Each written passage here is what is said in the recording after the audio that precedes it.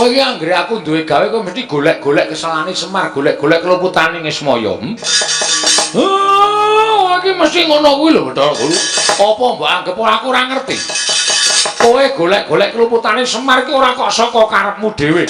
Nek jane karepmu iso didandani, ning mergo nggonmu tansah keblithuk marang Betari Durga ya permoni. Wekasan kowe dewa sing apik iso digawe ala, dewa sing bener iso digawe luput. Iya apa ora? Udus. Napa bayangane gedhe. Kaget aku.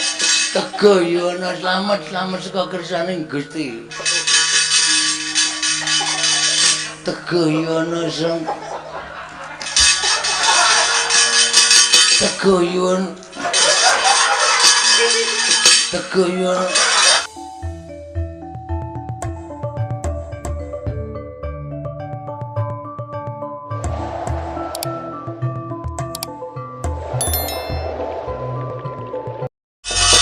manut dawuh Bapak, kowe karo aku kudu jaga katentreman Karang Kadempel. Bener.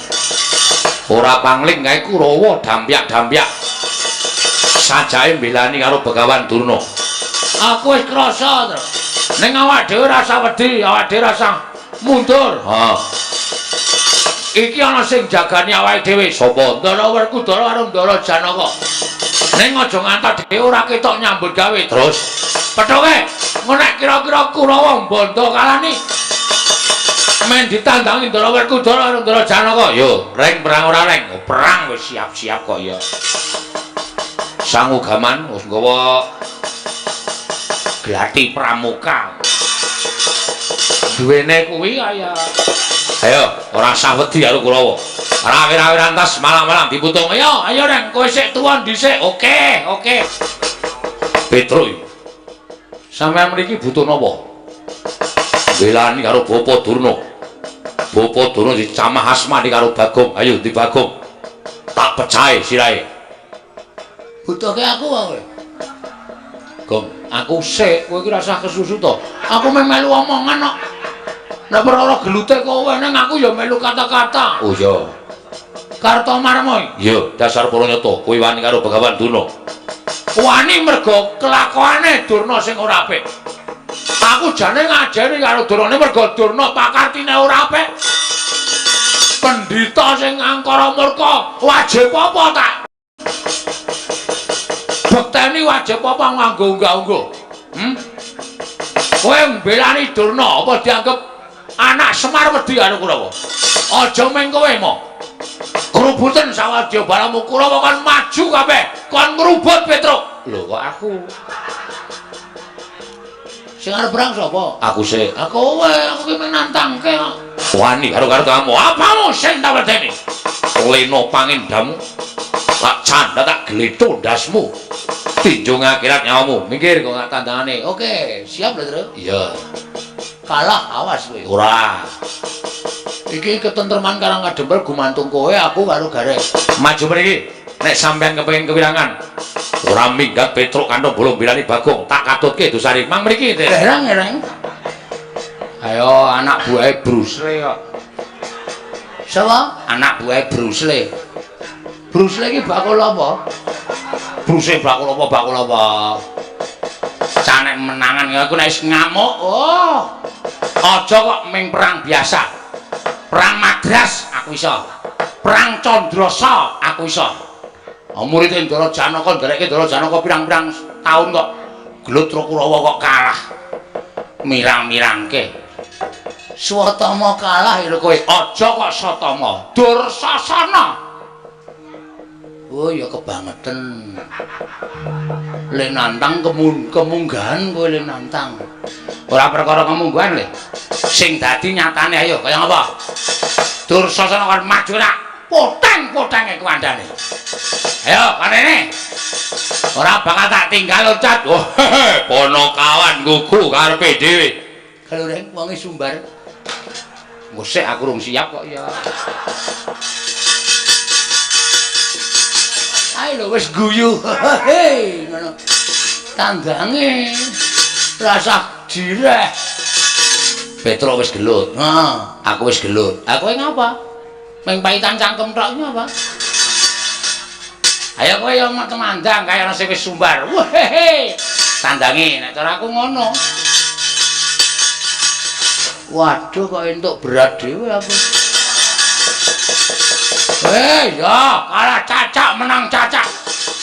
Modar ngrungkepi bumi kelahiranku tak totoke legane atiku. Joget kok ora aturan. Tak kecekelku kok. Kowe joget gleleng. Aku isane joget nguncalke sikil. Ora minggat kena cangkemmu modar. Wah, edan musuh wong buruk. Mungsuh wong buruk. Dursasana dasar para nyata. Mrene arep ngopo kowe? Nglabrak wong-wong karang kadempel. Ora minggat bumi angus karang kadempel. Berarti arep ngerusak karang kadempel dasar para nyata. Sing betengi Bagong. Lho.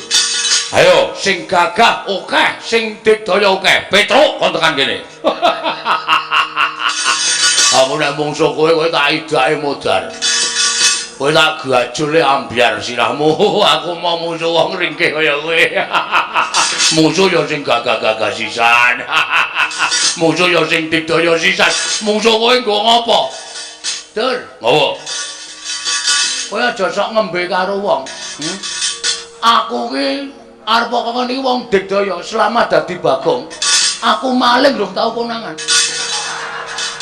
Apa kowe ngece karo aku? Nek ora wong limpat ora bakal kelakon to. Sing dadi nyatane. Lho, nyatane piye? Kowe apa aku sing modar ning kene? Wah, iblis larat. Ora minggat pecah sirahmu. Ya, lho. Ngopo kok nyok? Lho, kowe ngopo mau muni piye? Pecah sirahmu. Ya. Nya pecah, Guys. Iki 3 tahun tak pecah dhewe ora tau iso pecah. Nya pecah, Guys. Iki 3 tahun tak pecah dhewe ora tau iso pecah. Setan ora. Ayo kendeli ngono kuwi disumbari pecah sirahmu kok melayu berarti jirek. Nek sumbari pecah sirahmu dulungke sirahe berarti cah kendel. Pecah sirahmu ya, Guys. Kowe wani kok ngene iki rung karuan wani nek aku sing muni pecah sirahmu dur. Kowe mesti mak tratap ngono. Nek aku ki wong uripe jelek kok. Dadi nggo ngopo aku urip? Urip bendina meh nyaur 2000. Esuk 2000, awan 2000, sore 2000, tekor. Nyo. Edan ora edan serius iki nyo. Ngantem sak pol-polmu nek nganti iso pecah, meguru karo kowe 20 taun aku, sumpah. Nyo. Weh, ya tenanan apa? Tenan. Yakin bola bokin. Sumpah. Ora bakal aku gawe-gawe nyo. Nek ya kuwi kowe ngantem aku sirahku ora pecah, gentenan kuwi adil. Gentenan piye? Genti aku njotos sirahmu. Lah ngono kuwi, kendel padha kendel. Mengkari kuat-kuatan sing sirahe empuk ya modar sik. Nyok wis. Weh, lah ngono kuwi ditampa ora penantangku. Wani wae, wani ya gak ditonyo. Ping pira? Manut, aku ki ping pira-pira manut kok. Katone isih kuat aku isih gelem. Nyok. Iya. Kendel tenan kowe. Wedi, nek aku madhep rene wedi, tak mungkur wis nyok nyok. Nyok wis. Nyobres ngono. Piye toh? Kene ora gelem, kene ora gelem. Maksudmu gimana? Ambangane aku ndisi kowe batur, aku ndisi ana. Nyok ayo.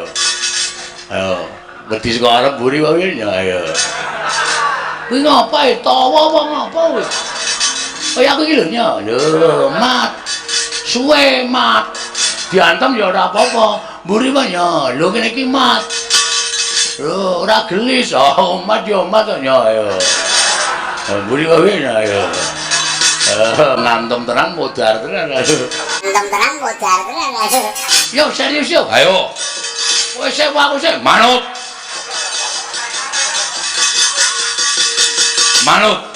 Nya aku sik nyok, sampean Pangeran Pati tak punjung nyok. Nek pecah, kowe lak domongi kok iki 3 tahun tak pecah ora tau pecah. Nah, nek sampean mecah siraku sekali tonyo iso pecah, aku mengucapkan matur nuwun. Iya.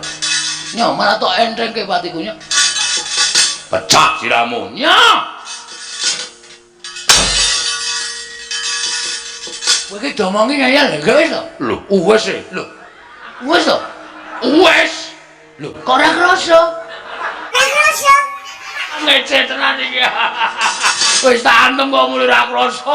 Edan. Wo, celeng tenan. Wis ngantem to wis. Meneh ora? oh meneh. Ya, tak hitungi lho iki wis pisan lho iki tambah meneh pindho. Wah, dia-diamu e. Endi sing jebol? Mbok nek ngomong ora ngawur. Lho. Lho kowe mumet ya ora, kaget ya ora. Ayo ngene iki keahlianku. Ya kene pindho apa tambah? Wis pindho wae. Ya kene tenan. Oh, aduh, modal iki. Iki adil ora kok modal adil. Ya, aduh.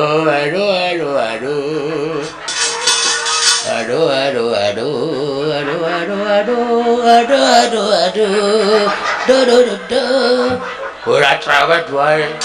Gek ngantem aku kaya nyanyi malah. Yo.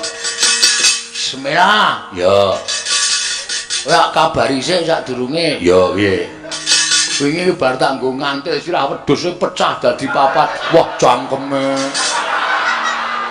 Tenane asli takono Petro.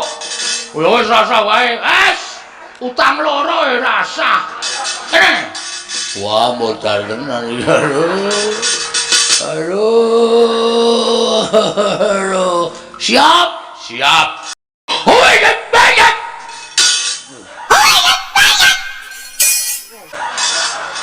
Wis. Akhire mek semono. Wah. Akhire mek semono. Ayo, mbok ping 5 kas. Ta.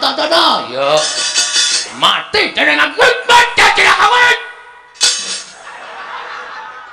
Kowe guyon kowe. Aku ngantem tenan ya, Dur. Ming kekuatanku ki ming semono kowe. Ayo kene gentenan. Yo. Nah, Lho. nah. Ping 3 lho kowe. Yo. Kene. Nanya baca jahit. Mbok sing tenanan. Aku ki tenanan ya, Dur, yakin sumpah. Iki lho, sikilku sing lho, bledok mlayu rono. Iya. Pisan to lagian? Nya. Madhep mburi. Oke, nya. Waduh. Kurang pisan. Ya, nya. Ta.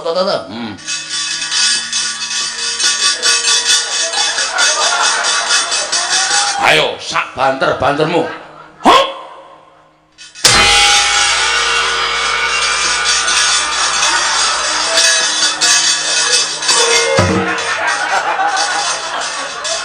Del. Kok ngelekar, Lek? Mau tak deloki kaya bungah banget. Wah, setan. Wah, Bagong ngantem sampe. Ayo, gentenan. Makane. Wo, nun sewu man. Pun ganti sampean to. Wis ket mau. Wah, ngapunten. Ngapunten, Lek. Ayo mundur, ayo.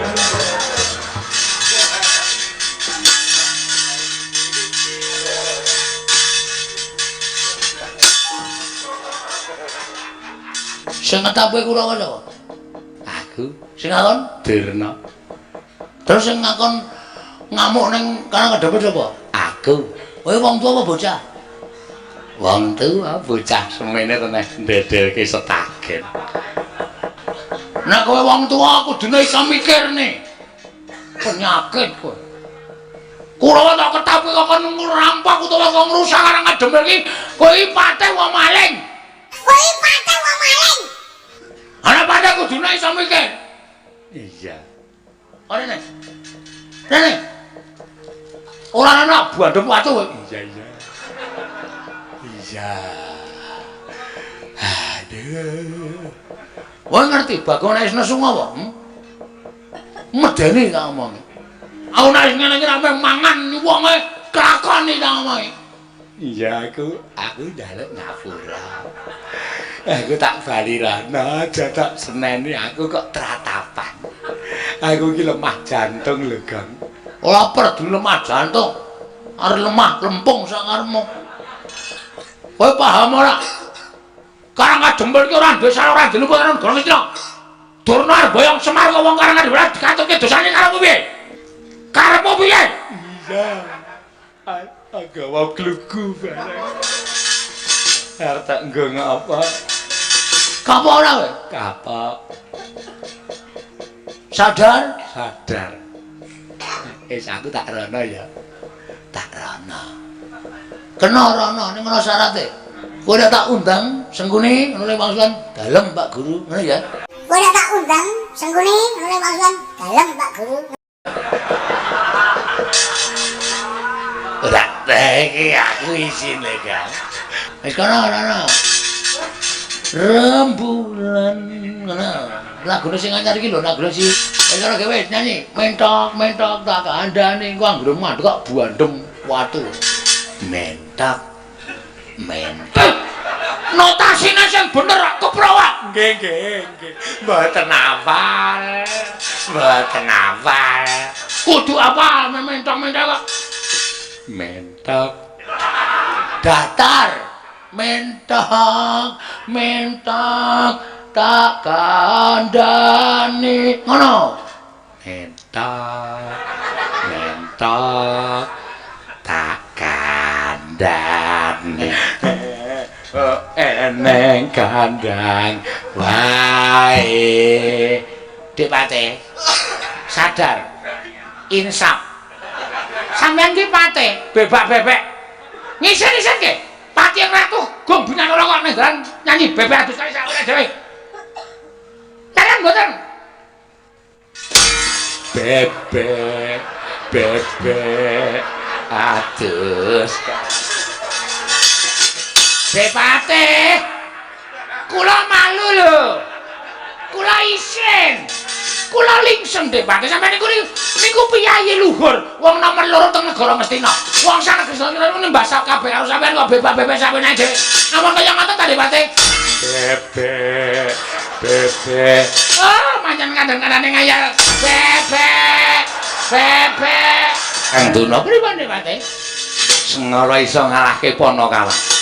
Cecak nuntal cagak cebol gayu wulan wuta ngitung lintang tangi kelakone cepak wurunge. Pripun terusan?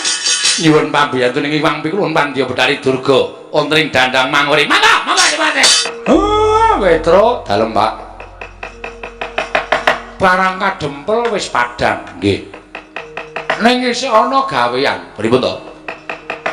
Nek Sinuwun Ndarawati pancen aku wis utusan kalawan salah sawijining titah utawa kawula ing Karangkadempel. Aku mau rak kandha karo Sinuwun Prabu Puntadewa matur yen to kabeh kudu ganep piranganing Pandhawa, aja ming 5. Ning uga ingkang duwe sambung getih kalawan para Pandhawa kudu mlumpuk ning Karangkadempel, nggih. Sowana ning Mandura, Sinuwun Mandura aturana tindak mrene. Waduh. Nek duka, Pak. Nek nesu ya ben nesu. Ning sing baku upama panjenengane iki duka supaya tok ganggu penggalihe men ngoyak karo kowe engko tekan kene ana Sinuwun Ndarawati. Oh nggih, ngestaken dawuh. Pamit, Pak. Jagat Dewa Bathara ya jagat pangestu kula. Prakuta. Wonten dawuh Sinuwun. Kaget rasamu kowe tak awi nyaket ning Gatriya Projeng Mandura. Oh, Gunawalan panampi kula sareng tampi timbalanipun Gusti kula ingkang Sinuwun ing Mandura. Tumunten sak mangke kula cemadung dawuh. Badhe wonten paridamel menapa Dewaji? Kakang Prakuta, wonten timbalan. Jroning kedaton Mandura, isine mung panjenengan ingsun garwaku Yai Dewi Rawati apa dene anakku Wisata lan sira Kakang Patih. Inggih. Mula ora ana ingkang dak caketake bisawane kejaba mung Kakang Patih Prakuta bareng Paduka miji dhateng abdipun Prakuta. Ngene. Tembang rawat-rawat bener mbok bakul sinambi wara pawarta binanku ing Karna. Nalika semana panjenengan ingsun entuk kabar saka Yayi Prabu Ndarawati yen to dina samengko para Pandhawa nglumpuk ana ing Karang Kadempel wigatine bakal nyatakake Kakang Semar Badranaya bakal duwe gawe ya kuwi bangun jiwa wontene ukara bangun jiwa mau wigatine kepiye lan perlune apa panjenengan ingsun durung bisa ndungkap dumune Prabu Ndarawati nganti lampun Kakang supaya prapta ana ing Karang Kadempel ewadina ingga sepriki jeneng ingsun durung jengkar saka kedatoning Pandura lah menika malah panjenengan menika aneh lho aneh piye menawi panjenengan menika badhe priksa menapa ta wigatosipun Kiai Semar anggenipun badhe gadah damel bangun jiwa menika mlampah iki sampun ngantos nyuwun mriksa dhateng Kakang abdipun Prakuta ning panjenengan menika rawuh wonten ing Karang Kadempel lho menawi panjenengan sampun dumugi wonten ing mriku tumunten samangke badhe mangertos menapa ta wigatosipun Kiai Semar badhe gadah damel bangun jiwa lah menawi panjenengan menika ndangu dhateng abdipun Prakuta kula niku mboten ngertos wong kula ngertos menawi Semar badhe gadah damel bangun jiwa meniki saking paduka Gusti kula sanata nembe kemawon menika lho lho la iya kuwi ya mung ngrasaku ora kepenak adiku ora jenak liripun lho sik ing atase panjenengan ingsun kuwi Nalindra sak jagat pramudita ingkang sinebut Hyang Agung ki mung siji Nata Mandura Prabu Baladewa lah kok dadi aku kudu ketayanan prapta ning Karang Kadempel monggo Semar kuwi derajate ngaceplik Semar kuwi mung Panakawan ing mestine yen to Semar bakal duwe gawe kuwi nyuwuni dipalilah marang Hyang Agung Baladewa rawuh utawa prapta ning negara Mandura terus nyara widekake apa wigatine ora kok priyayi luhur padha diaturi rawuh ana ing Karang Kadempel terus aku tak takon karo kowe Semar kuwi derajate apa lho mampun lho Diwaji mboten kula badhe tutur-tutur dhateng panjenengan niku mboten namung estunipun tiyang sak jagat sampun sami prisa sedaya Semar menika tata lair panci namung abdi nanging batos menika dewa ngejawantah Jobita kula aturi menggalih Pandhawa menika dipun mong dening Semar Badranaya nyatanipun sakmangke Pandhawa menika dados tiyang kalugeng rat Jayeng Bawana sinten ingkang boten tepang kaliyan para Pandhawa menawi tiyang-tiyang Karang Pradesan menika padha sami kedanan kaliyan para Pandhawa anggenipun Pandhawa nika tansah raget kaliyan kawula alit menawi sesamining Nalindra sami tresna kaliyan para Pandhawa menika sebab Pandhawa menika tansah ngatosaken dhateng kawontenanipun negari liyan sedaya menika tresna kaliyan para Pandhawa cobi kula aturi menggalih Pandhawa mapan wonten ing wana boten kasangsaya dening satu kewan galak Pandhawa mapan wonten ing Karang Pradesan tansah kathah ingkang kepengin ngampiraken lan Pandhawa supados dedunung wonten ing gubukipun menika teges Pandhawa menika dimbong dening Kyai Semar menika dados mustikaning jagat mantasaning titah unusaning jalma lha kok panjenengan ngendikake Semar kuwi apa lho mangke piye nampun kados mekaten mila tiyang gesang wonten ing alam padang niku aja sok ngembe blegere ala ning janjane menika nika ya iso duwe pethingan dhewe-dhewe menika saged prasa dadak mejang mulang karo aku wose Baladewa ora bakal prapta ning Karang Kadempel nadyan Kyai Prabu Ndarawati kadang-kadangku para Pandhawa prapta ning Karang Kadempel nanging aku ora bakal tekan Karang Kadempel mbuh apa sing dikarepake dening Semar Badranaya kuwi dudu perkaraning Baladewa kuwi dudu perkaraning Baladewa aku gelem nampa pangandikaning Semar ning Semar sowan ana negara Mandura merga derajate Baladewa kuwi yang ditanding karo Semar isih dhuwur derajate Baladewa Prakuta iki ora pangling kaya Petruk nggih sinuwun kula ingkang sowan bekti kula kunjuk nggih sinuwun ya Petruk kak tampa ralat pangestuku tamanana nggih sangat anggen kawula ndadosaken jimat sumengga pangabodhan damar sasi pratawa negara Mandura Petruk gage matur Purwa Madiran wusanane wigatine apa matur tiyang agung kula dipun utus dening Bapak Semar gandeng samangke para Pandhawa menika sampun rawuh wonten ing Karang Kadempel nengga rawuhipun Sri Nata Agung ing Ndarawati inggih menika sinuwun Prabu Sri Bathara Kresna Kyai Semar bapak kula ngenipun badhe gadah damel bangun jiwa Brengking sak menika diweji cekap semanten atur kula mugi parangka enggalih paring dawuh samangke kersa sareng kalian lampah kula menapa sinuwun Prabu Mandura badhe nitih Kyai Puspadenta piyambak rawuh wonten ing Karangkadempel. Mekaten atur kula sinuwun. Yo, dalem. Sadurunge aku prapta ing Karangkadempel saiki aku tak takon karo kowe gage wangsul ngopi takon kanthi pertitis. Nggih. Janjane niate bapakmu ki piye? Niate bapakmu ki piye? Kok kepengin bangun jiwa kuwi jane sing arep dibangun jiwane sapa? Yen ana keterangan ingkang gemathok, yen ana keterangan ingkang terwaca, tak tampa aku bakal prapta ning Karangkadempel. Nanging yen ora ana keterangan, iki mbok aturake marang Nata Mandura. Taunala Windana aku ora bakal tekan Karangkadempel. Nuwun sewu nek perkara nika kula mboten ngertos. Ajeng bangun jiwa niku jiwane sapa? Niku ora dong. Ning bapak niku niate pancen kepengin bangun jiwa. Mila perkawis menika kula semanggal Sinuwun Prabu Mandura. Namung bapak ngantu-antu rawuh panjenengan. Yen aku ora bakal tekan Karangkadempel. Lho, tegesipun apa panjenengan boten mersakaken dhateng bapak? Napa panjenengan boten mersakaken dhateng Semar? Sing diantu-antu Sinuwun Prabu Mandura, Sinuwun Kresna niku dalam perjalanan OTW. Ngoten. Mangke nek Sinuwun Prabu Mandura menika rawuh mriku, Sinuwun Prabu Ndrawati rawuh mriku niku gampil mengkira panjenengan prisa piyambak. Meniku panjenengan prisa piyambak niate bapak napa kok pengen bangun jiwa ni janjane mengke ajeng diterangke karo bapak dhewe ngoten lho. Mula Kang Soko wis tak tetepake iki mampu lagi matur karo utawa aku lagi paring pangandikan karo Prakuta. Nggih. Yen bapakmu ora meneh keterangan iki gumathok, aku ora bakal tekan Karangkadempel. Oh nggih mboten apa-apa, mboten apa-apa. Nek ngoten panjenengan sampun balak napa sing didhawuhke bapak. Mboten apa-apa.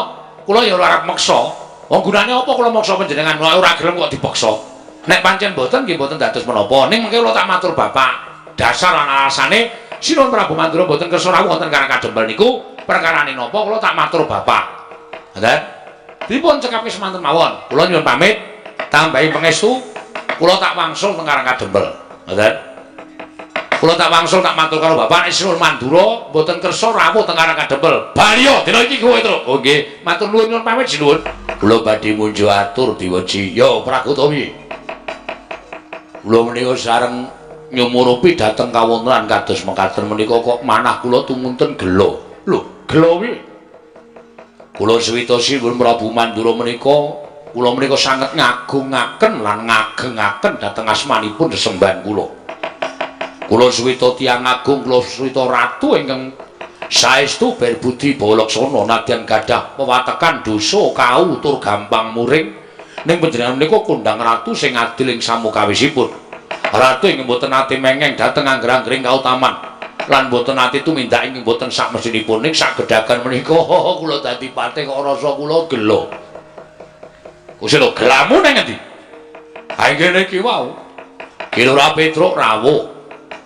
Namung nyara wedehaken sarta munjuk atur menawi panjenengan katuran rawuh wonten ing Karangkadempel. Ning kok sugal panjenengan paring pangandikan. Panjenengan paring dawuh kalian Petruk, nek bapakmu ora ngandhakake apa to swigatine nggone bakal bangun jiwa. Aku ora bakal tekan Karangkadempel taunana windanana. Aku ora bakal tekan Karangkadempel. Lho, mangke rumen to sinuwun. Jenengane sajae kaya ngembe banget karo Semar Badranaya, luwe-luwe karo Petruk. Petruk niku nuwun sewu, mbok panjenengan nggih kemutan duk nalika wonten kraman. Inggih menika Raden Basuwara Kangsa. Petruk wonten ing Widara Kandhang menika nggih tumut momong jengandika. Semar wonten Widara Kandhang menika nggih tumut momong jengandika. Lah kok panjenengan lajeng gadhahi pambekan ing kados mekaten menika. Nuwun sewu. Petruk mundur kanthi lega. Nuwun sewu pasuryanipun utawa praupane Petruk menika mboten kaya kuciwa, mboten kaya gelo ning ati mesti rada cuwa. Merga Petruk mangendikane sing kaya ngoten diweji, mbok ampun kados mekaten to sinuwun. Monggo to dinten samangke kula dherekaken dumados panjenengan prapta utawi rawuh wonten ing Karangkadempel. Niku abote sepira cobi? Nek ditanding karo Panakawan gene momong sampeyan teng Widara Kandhang sikil dinggo sirah-sirah dinggo sikil. Saniki diaturi rawuh wonten Karangkadempel. Monggo sing nyuwun panjenengan rawuh teng Karangkadempel niku Semar. Lah kok ngilang-ilangke dadi tiyang agung. Wah, Praguta. Nadan kowe iki tak pikir-pikir patih sing gaweane gawe jengkel atiku ning tinemune bareng kowe iso ngelingake karo panjenengan ingsun. Yo. Ora bakal aku ngilang-ilangke labuhan ing Semar Badranaya. Praguta, wonten dawuh. Ditiyang iki ae Puspa Denta cawis nak nitik gajahku prapta nang Karangkadempel. Lah rak ngaten. marmanipun rikanggan sak mangke Kakang kula timbali supados rawuh wonten ing Bali Marti Wunda krana badhe wonten atur ingkang badhe kula njaken kersanipun Kakang Narada. Bab menapa? Inggih menika muganipun Semar Badranaya inggih pun Kakang Ismaya anggenipun kepengin bangun jiwa wonten ing negari Ngamarta satemakarya gara-garaning kayiwangan menika Kakang. Lajeng kersanipun kados pundi menapa Kakang Semar dipunepataken? Menawi Kakang Ismaya dipunepataken lepatipun wonten pundi? Wong nyatanipun piyambakipun menika boten ganggu gawe dhateng kawontenanipun Paduka Adi Pramesti Bathara Guru.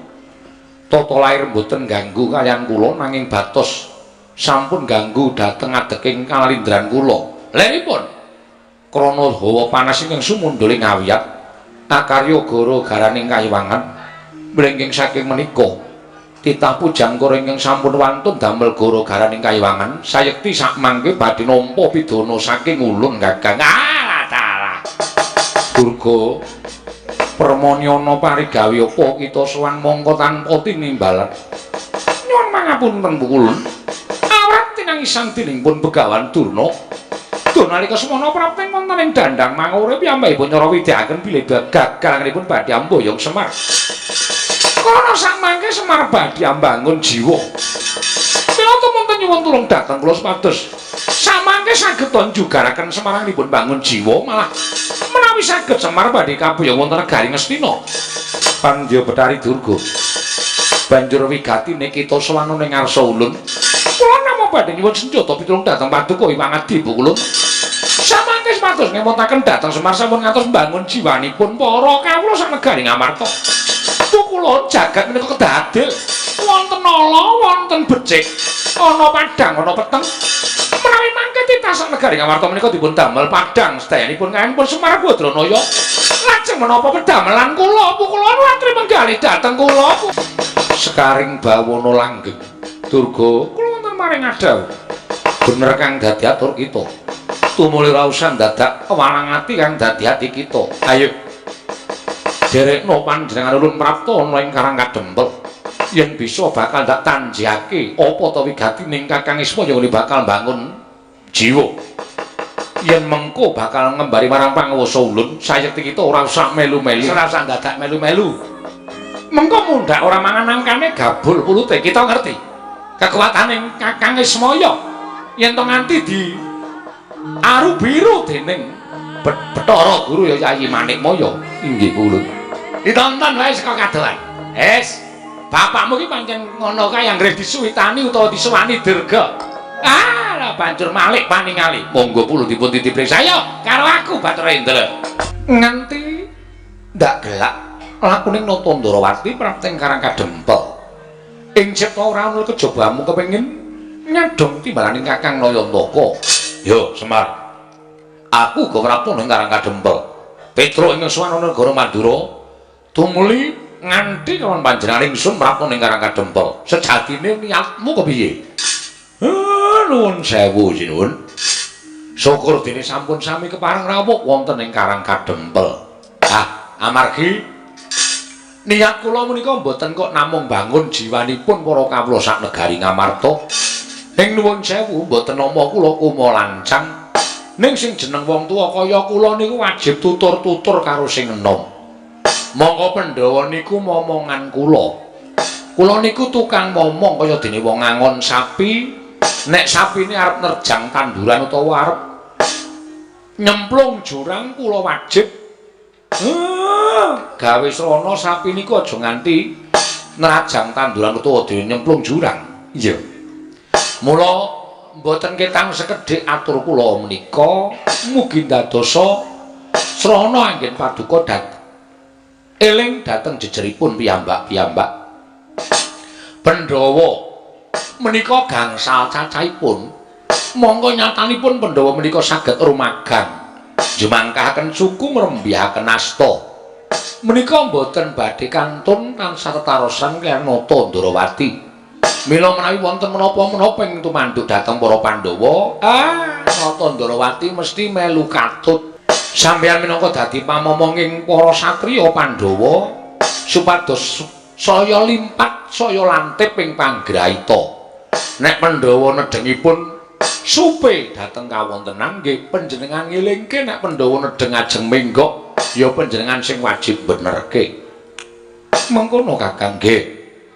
Ampun ngantos dumeh Pandhawa sakniki wis apik, dumeh Pandhawa sakniki wis becik, terus ora perlu diulangke. Ngibarate saya dhuwur uwite saya gedhe angine. Mila rubeda iki tumanduk dhateng para Pandhawa menika saya gedhe. Ha.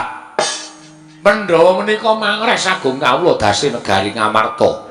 Nek nganti ana alaning Pandhawa, kawula ya ngrasake luwih-luwih. Pandhawa menika sinudarsana dening para kawula. Mula sak tingkah laku ning para Pandhawa niku ditulak dening para kawula ampun nganti Pandhawa menika ala kawulane ya ala. Mula sampeyan ingkang wajib ngemutaken wonten sinuwun Prabu Mandura. Napa to sababe kula kepengin panjenengan ugi rawuh mergi arepa sampeyan iku duwe kewajiban mranata negara Ngastina ning sesuk kala mangsane sampeyan yo duwe kewajiban. Dene kewajiban sampeyan ora tak aturke sakniki mengke ndak kula nampa pidana saka dewa. Kewajiban sampeyan benjang mboten sanes ugi badhe mranata dhateng sawijining praja. Monggo sing panjenengan tata, sing panjenengan ulataken, panjenengan anyalira nata Ndarawati niku sesuk isih pinten-pinten puluh taun suwene wadene sakmangke kedah kula emutaken. Mengkono Kakang Semar nggih supaya negara niki tetep adil, makmur, warata, tias bagya mulya wiwit diasta dening para Pandhawa ngantos sak turun-turune sesuk Ndara. Kakang Ismaya aku ingkang mrapta ning Karangkadempel Manikmaya.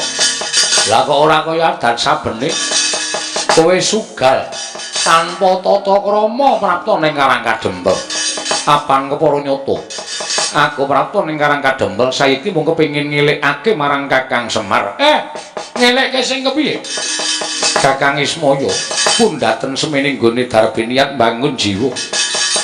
Apa to tegese mbangun jiwa lamun panjenengan ulun ingkang merdekake kita bakal ngingerke blating panembah. Aja ngawu gawar ngawur kowe. Aku ora duwe niat ngingerke blating panembah. Buktine kabeh kawula sak Karangkadempel Nalindra Ngamarta Ndarawati lan Mandura. Mbok dawuh supaya prapta ning Karangkadempel supaya kabeh padha percaya marang Semar Badranaya. Kakang Ismaya satemah kabeh padha lirwa marang kiblating panembahing para guru. Guru kok sik to? Kowe iki nek ndek pangkat, kowe iki nek nggih derajat aja kebangetan. Kowe lali karo jejermu. Apa mbok anggap titah semene iki padha nyembah karo kowe? Saperangan pancen ana sing nyembah karo kowe ning saperangan saiki wis padha ora nyembah karo kowe ning nyembah kalawan sing ngakarya jagat. Ya kalawan Gusti Kang Maha Suci. Kuwi kabeh ora luput, kuwi kabeh bener. Merga kapracayan kuwi merdika. Dadi aja mbok peksa. Aja mbok peksa kudu nyembah marang Bathara Guru Ki Kakang Ismaya. Ing aja-ajahi para titah. Ing aja-ajahi para kawula kabeh padha ninggal marang panembahing Bathara Guru. Kowe iki anggere aku duwe gawe kowe mesti golek-golek kesalahane Semar, golek-golek keluputane Ismaya. Iki mesti ngono kuwi lho Bathara Guru. Apa mbok anggap aku ora ngerti? Kowe golek-golek keluputane Semar iki ora kok saka karepmu dhewe. Nek jane karepmu iso didandani. Ning merga nggonmu tansah keblithuk marang Betari Durga ya permoni. Wekasan kowe dewa sing apik iso digawe ala, dewa sing bener iso digawe luput. Iya apa ora? Lah kok dadi kaya mengkene kahanane Kakang Semar lah kok dadi Iwang Mikrun Manikmaya malah tedak nyang Madyapada. Lho, iki Iwang Mikrun Jatimurti kok malah melu tedak ning Karangkadempel iki piye Semar? Ampun do kuwatir. Guru niku nek kula duwe karep mesti rak ngonten niku. Ning jane ora karepe guru dhewe.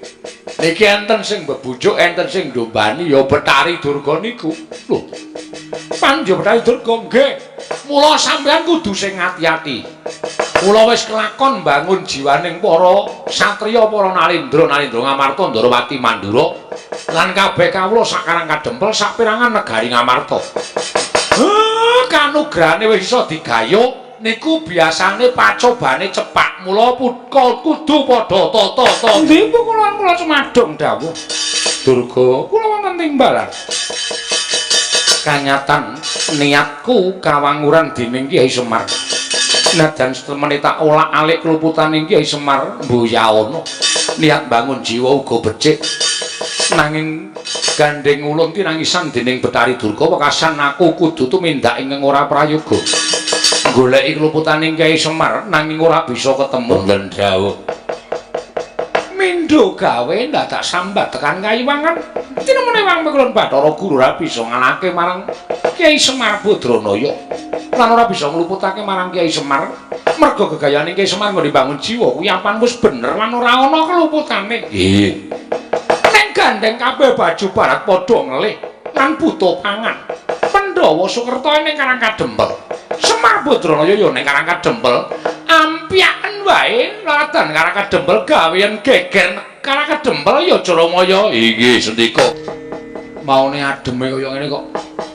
Iki hawane saya anget. Tur mambu menyan. Apa?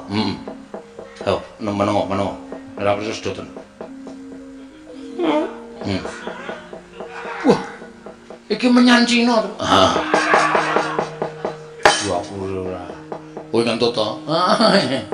Hoi ora. Iki bener ngendikane bapak. Godane mesti teko. Iki nek ora dhewe ngati-ati ngrekoso malah nggugu karepe dhewe malah cilaka engko. Ha iya mula rasa dadak ngalamun to. Ya. Nek nganti ngalamun kowe mengko Kang Slupan Demit Betari Durga balane pirang-pirang do ngramyang. Ah iya. Mula ta ngapa nulis apa ta apa. Cangkeme iki diobahke. Mangan apa to nek ora ana Pak dus-dus ya dimangan ya ora masalah. Men supaya cangkeme iki obah, nek nganti ora obah ndak dangslupi apa-apa malah cilaka kowe. Kowe barang ya kudu meneng wae, Gong. Kowe aja ngendi ilustrasine telat. Kae caper kok terus. Golek perhatian. Aduh. Truk. Aduh. Ndasku buyar banget, Truk. Lah ngopo? Buyar wae. Wis, Truk. Sirahku buyar lan yakin sumpah. Buyar tenan sirahku, Truk. Dan ketiwasan to, Lho.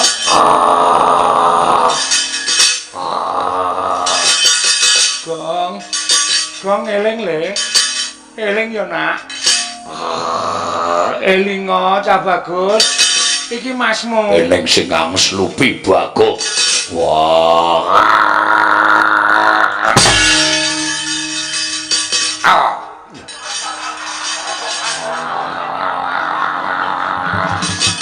Wah, edan. Ditendang ora apa-apa. Dar. Wah.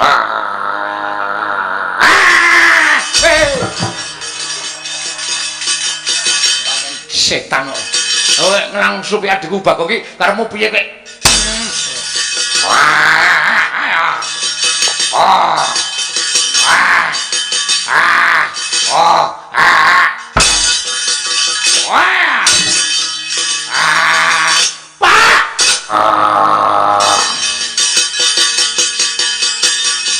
Teguh Yuwana slamet.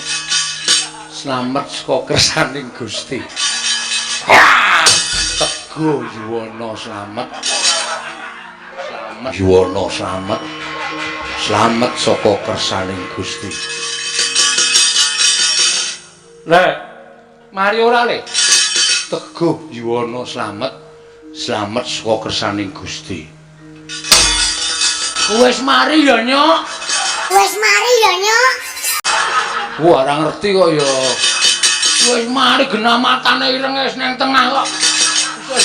nek eneng demit eneng setan sing kuwi balane Betari Durga wene ana japa mantraku japa mantrane apa Pak Teguh Yuwana slamet slamet saka kersane Gusti Teguh Yuwana slamet slamet saka kersane Gusti ngono kuwi duneke ngono kuwi engko setane mlayu Teguh Yuwana slamet slamet saka kersane Gusti wis gaki yo kok yo Ade ora temandang ndoro-ndoro ketemu demit-demit kang malah cilaka engko ayo. Udus. Teguh Yuwana slamet slamet saka kersane Gusti.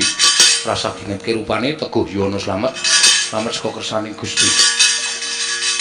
Teguh Yuwana slamet slamet saka kersane Gusti. Weh lah Semar iki cangkeme mandi. Edan tenan kok. Demit kok iso kobong awake. Ayo, Gong. Heeh. Santai. Heeh. Santai. Udus. Aduh, aku ora apal lho. Terus? Aku ketemu dong tak kabari. Apane? Japa mantrane? Teguh Yuwana slamet slamet saka kersane Gusti. Teguh Yuwana slamet slamet saka kersane Gusti.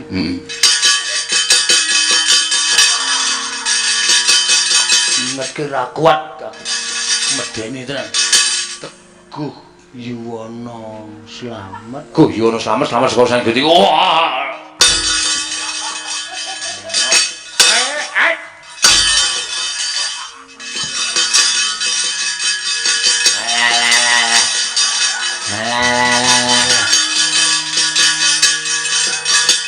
Udus. Wedan nyunggi gentrong. Gegendrong. Teguh Yuwana slamet slamet saka kersaning Gusti. Dapalke, Gong. Teguh Yuwana slamet slamet saka kersane. Oh. Ana. Membruki ora. Us. Ngapa iki, Kang? Ana demit medeni tenan kok. Medeni ya. Teguh Yuwana samlet. Teguh Yuwana samlet.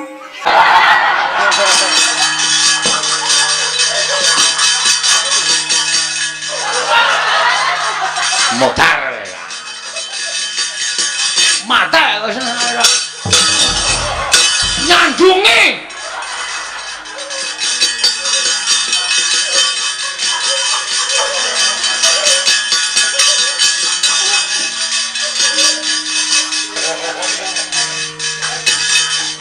Siap mental perlu apa-apa ora? Oh, iki to. Teguh Yuwana slamet. Slamet sekolah wala. Amat sekolah wala. Teguh Yuwana slamet. Slamet sekolah wala. Gong, mati pisan. Udus. Bayangane gede. Kaget aku. Teguh Yuwana slamet slamet saka kersaning Gusti. Teguh Yuwana Teguh Yuwana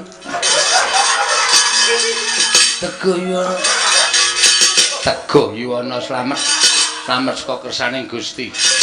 Teguh Yuwana slamet slamet saka kersaning Gusti. Matok usungnya apa ya? Aja! Nggo dolanan esuk-esukan. Anake digawa siji. Apa iya? Arep berapa wae? Eng.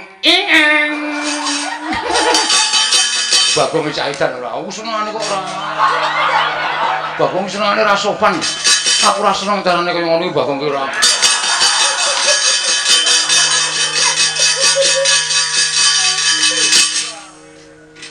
Teguh Yuwana slamet-slamet saka kersaning Gusti.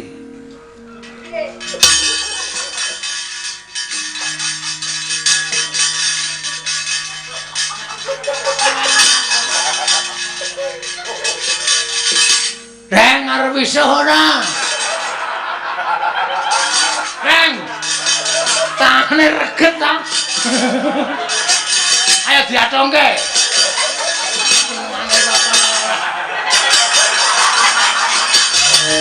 Warkodara Jaramaya ya ora nggo bali balamu. Aja takon dosa kecek ndasmu. Gaglak. Kang Semar wis rasa dadak cangcingcung. Rasa dadak werna-werna. Bali ora? Balamu jak bali kabeh bregasakan aja ganggu gawe dulur-dulurku sing lenggah nang kene. Aja ganggu gawe sanak sedulur pepundhanku sing do lenggah eneng awu mboto Baturana kene. Ganggu gawe konangan aku mbolo geni. Nyuwun pamit. Bali. Wiwit purwa madya wusana pun kelampahan niring Sambikala Ndara ya. Samet wilujeng kula sak rombongan uga pinaringan wilujeng. Kula warga mliki ugi pinaringan wilujeng. Donga dinunga sedaya nampi berkahing Wang Mahanasa wilujeng panjang yuswa lan tansah nampi rejeki ingkang tumpuk matimbun-timbun. Ya Semar purnaning gati paripurnaning adicara kula nyuwun pangapunten menawi wonten lepat pribadi lan minangka wakiling kanca. Namung menungsa lumrah mbok menika kedunungan ina lali salah apes lan mati. Mila kula nyuwun pangapunten. Mugi-mugi pasderekan menika saged sumambung dumugi jaman menapa kemawon. Mbok menawa Gusti ngeparengaken sang benjang saged pinanggih malih Ndara.